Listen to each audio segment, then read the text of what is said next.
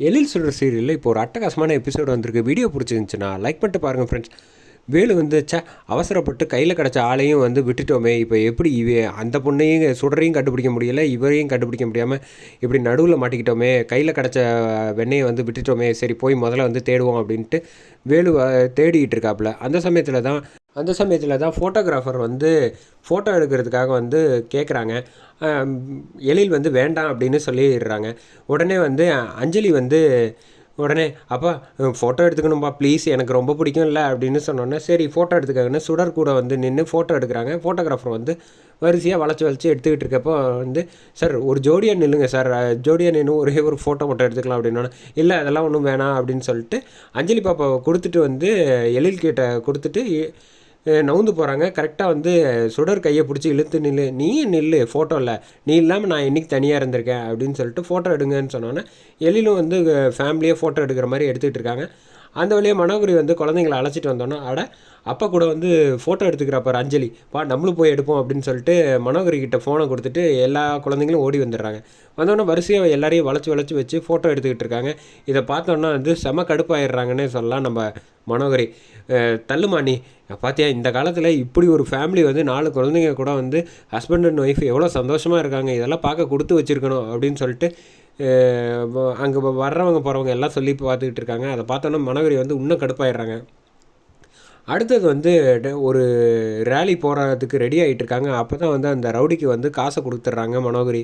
கொடுத்ததுக்கப்புறமேட்டுக்கு நான் சொன்ன மாதிரி எல்லாம் இப்போ விஷயம் கரெக்டாக பண்ணிடுவேல, அவளை நிச்சயமாக இந்த வேலையை விட்டு தூக்குற மாதிரி அதுக்கு தகுந்தாப்பில் என்ன செய்யணுமோ செஞ்சிரு அப்படின்னோன்னே சரின்னு சொல்லிட்டு அபியிலேருந்து எல்லோரும் வந்து ட்ராலி வந்து ராட்டினத்துக்கு வந்து போகிறப்ப அபியோட லாக்ஸுக்கு மட்டும் வந்து லைட்டாக போட்டு விடாமல் வந்துட்டாங்க. இதை வந்து லைட்டாக வந்து பெருசாக கண்டுக்காமல் விட்டுட்டாங்க நம்ம எழிலேருந்து எல்லோரும் கீழே இருக்கிறதுனால. ஆனால் இந்த விஷயத்தை சுடர் வந்து பார்த்துட்டாங்க. அப்போ வந்து சுடர் வரலான்னு சொல்கிறதுக்குள்ளே வந்து ட்ராலியை வந்து ராட்டினத்தை வந்து ஸ்டார்ட் பண்ணிடுறாங்க. ஸ்டார்ட் பண்ணதுனால ரொம்ப பதற்றத்தில் வந்து அபி வந்து கத்த ஆரம்பிச்சிடறாங்க. லாக் எடுத்தோடனே காப்பாற்றுங்க அப்படின்னு சொல்கிறாங்க. ஆனால் அந்த விஷயத்தை வந்து யாருமே நோட் பண்ணல. ஆனால் சுடர் மட்டும் கரெக்டாக நோட் பண்ணிடுறாங்க. நோட் பண்ணிவிட்டு ராட்டினத்தில் ஓடிக்கிட்டு இருக்கப்பே டக்குன்னு வந்து அபிக்கு ஏதோ ஒரு பிரச்சனைன்னு மனசுக்கு தந்தோடனே அங்கேருந்து குதிச்சிடுறாங்க. ராட்டினத்துலேருந்து குதிச்சதுக்கப்புறம் எழில் வந்து டென்ஷன் ஆகிட்டாங்க. என்ன இப்போ குதிக்கிறா, என்ன ஆச்சு பிரச்சனை அப்படின்னோடனே முதல்ல ஸ்டாப் பண்ணுங்க அப்படின்னு சொன்னதுக்கப்புறம் ஒரு ராட்டினத்தை வந்து ஸ்டாப் பண்ணிடுறாங்க. ஸ்டாப் பண்ணோன்னா சுடர் வந்து செம கோவத்தில் வராங்கன்னு சொல்லலாம்.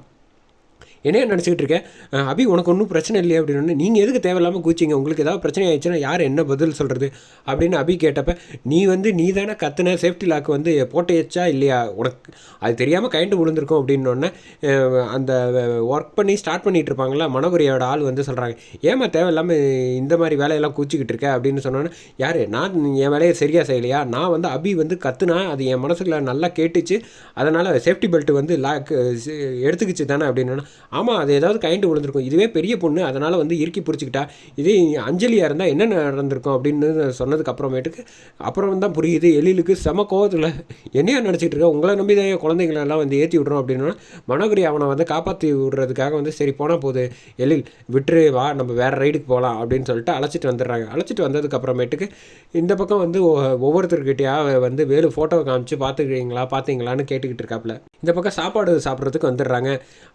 ஃபுட்டு ஆர்டர் பண்ணுறதுக்கு வந்து பார்த்தா இதில் எதுவுமே வந்து எல்லாம் வந்து ஹைஜீனிக்காக இருக்கா, எல்லாம் இருக்கும் சார், ஒன்றும் பிரச்சனை இல்லை அப்படின்னு சொல்கிறப்ப கரெக்டாக வந்து ஹெல்த்தி ஃபுட்டாக இருக்காங்க சார், இங்கெல்லாம் ஹெல்த்தி ஃபுட்டு கேட்காதீங்க சார், இங்கே வந்து எல்லா விதமான ஃபுட்டும் தான் சார் இருக்கும் அப்படின்னு சொன்னோன்னே சரி இங்கெல்லாம் வேணாம், நான் வெளியில் போய் ஃபுட்டு ஆர்டர் பண்ணிட்டு வந்துடுறேன், இதெல்லாம் சாப்பிடக்கூடாது அப்படின்னு சொல்லிட்டு வரிசையாக வந்து பார்த்தா பிரியாணியாக வந்து நிற்கிது. இந்த குழந்தைங்க எல்லாம் சந்தோஷமாக பார்க்குறாங்க. எழில் வந்து இதெல்லாம் சாப்பிடக்கூடாது, நான் போய் ஃபுட்டு வந்து ரெஸ்டாரண்ட்டில் வாங்கிட்டு வரேன் அப்படின்னு சொல்லிட்டு போகிறப்ப வந்து கரெக்டாக பின்னாடியே போய் சுடர் வந்து சமாளிச்சிடுறாங்க. சார் குழந்தைங்க ஒரு நாள் சாப்பிட்டா ஒன்றும் ஆகிடாது சார், நீங்கள் வந்து இன்றைக்கி சந்தோஷமாக ஃப்ரீயாக விடுங்க அப்படின்னு சொன்னோன்னே ஏன் சார் நீங்கள் மட்டும் வந்து அப்பப்போ ரிலாக்ஸேஷனுக்கு நீங்கள் பண்ணிக்கிறீங்கள தள்ளாடுற மாதிரி, அது மாதிரி குழந்தைங்க பண்ணிக்கிட்டோம் வாங்க சார் அப்படின்னு. சரி ஒரு நாள் பர்மிஷன் தான், நாளைக்கெலாம் கொடுக்க மாட்டேன் அப்படின்ட்டு வந்துடுறாங்க. வந்தோடனே நான் பர்மிஷன் வாங்கிட்டேன் அப்பா கிட்ட, அதனால் சீக்கிரம் சாப்பிடும்போது சாப்பிட்ருங்க, இல்லைன்னா சாப்பிடக்கூடாதுன்னு சொல்லிடுறாங்கன்ட்டு எல்லோரும் சந்தோஷமாக பிரியாணி சாப்பிட்டுட்டு இருக்காங்க. எழில் வந்து என்ன மனோகரி வந்து இப்படிலாம் குழந்தைங்களுக்கு பர்மிஷன் கொடுக்குற அப்படின்னு, ஒரு நாள் தானே சாப்பிட்டுட்டு போட்டோம் சந்தோஷமாக அப்படின்னோடனே ஒவ்வொருத்தர்கிட்டயே எழில் வந்து சாப்பிட்றியா நல்லா இருக்கா அப்படின்னு ஆசையாக கேட்குறாரு. ஆனால் அந்த சமயத்தில் அபி வந்து இப்போ ஐயோ இவர் வந்து இருந்தால் பேசினா ஏதாவது பிரச்சனை ஆகிடும், பிடுங்கினாலும் பிடிக்கிறான்னு தள்ளி போயிடுறாங்க. அதை பார்த்தோன்னா வந்து அஞ்சலிக்கு பாப்பாவுக்கு ஊட்டி விட்டுக்கிட்டு இருக்காங்க நம்ம வந்து சுடர் வந்து. ஆனால் வருத்தப்படுறாங்க நம்ம எழில், என்ன இது நம்ம குழந்தைங்களுக்கு கூட நெருங்கி வரணும்னு நினச்சா அவங்க விலகி விலகி போகிறாங்களே அப்படின்னு லைட்டாக வந்து மனசு ஃபீல் பண்ணுறாங்க. அந்த ஃபீல் பண்ணுறத வந்து சுடரும் புரிஞ்சுக்கிறாங்க. ஆஹா நம்மளை திட்ட போகிறாங்களே, இவங்களுக்கு பர்மிஷன் கொடுக்கலான்னு சொன்னையே, நெருங்கி வந்தால் எவ்வளோ தூரம் விலகி போகிறாங்க பார்த்தியா அப்படின்னு மனசில் நினைக்கிறாங்க. அதை சுடரும் புரிஞ்சுக்கிறாங்க. அதோட எபிசோட அட்டகாசமாக முடிச்சிருந்தாங்கன்னே சொல்லலாம்.